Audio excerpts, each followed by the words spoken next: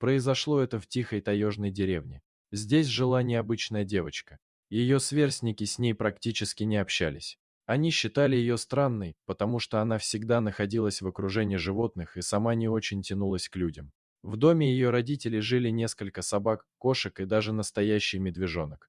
Местные жители держали дома традиционный скот, поэтому к причудам этой девочки соседи относились с насмешкой. Кто-то вообще говорил, что по ночам дочка их соседа ходит в лес и общается с дикими животными.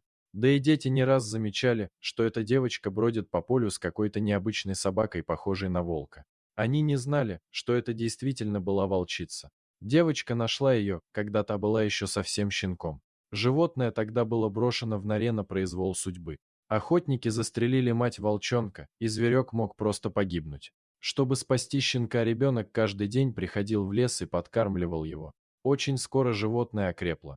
Так началась дружба между ребенком и волком. За 5 лет волчица сильно выросла, да и у девочки начали появляться женские черты, она становилась подростком. В ту пору волчица родила щенят, и девушка навещала ее уже не так часто, чтобы не встретиться с отцом маленьких волчат.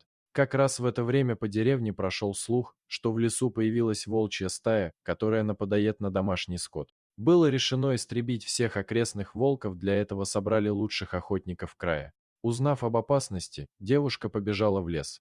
Она хотела предупредить свою подругу, но волчица просто стояла и слушала человека, пытаясь понять человеческую речь. Животное понимало, что ребенка что-то беспокоит, но как объяснить волку, что нужно срочно уходить? Вдалеке раздались выстрелы и лай собак. Началась охота, волчица не уходила. Тогда девушка решила, что она останется рядом с волчицей и попытается ее защитить. Через несколько минут она увидела 3 собак. Это были настоящие волкодавы, которых специально натравливают на хищников. Они могли растерзать и девочку, и ее подругу за считанные минуты. Волчица прыгнула вперед, защищая человека. Звери бросились на животное и на маленьких щенят. Охотник, увидев, что рядом с волком находится ребенок, сделал выстрел. Он посчитал, что человеку угрожает опасность. Когда девушка пришла в себя, она увидела страшную картину. На земле лежала ее подруга. Она была мертва, и щенки были разорваны цепными псами. Девушка кричала, что волчица пыталась защитить ее от собак, что именно они могли ее разорвать. Но охотник лишь пожимал плечами. Он посадил своих собак на поводок и пошел прочь. Несмотря на то, что у девушки была настоящая истерика, ее слезы и плач остановил чей-то писк. Под телами маленьких волчат кто-то шевелился. Она просунула руки и достала маленького окровавленного волчонка.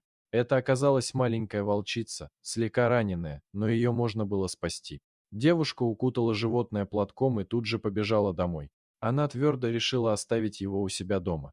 К сожалению, этот случай еще больше отдалил девушку от людей.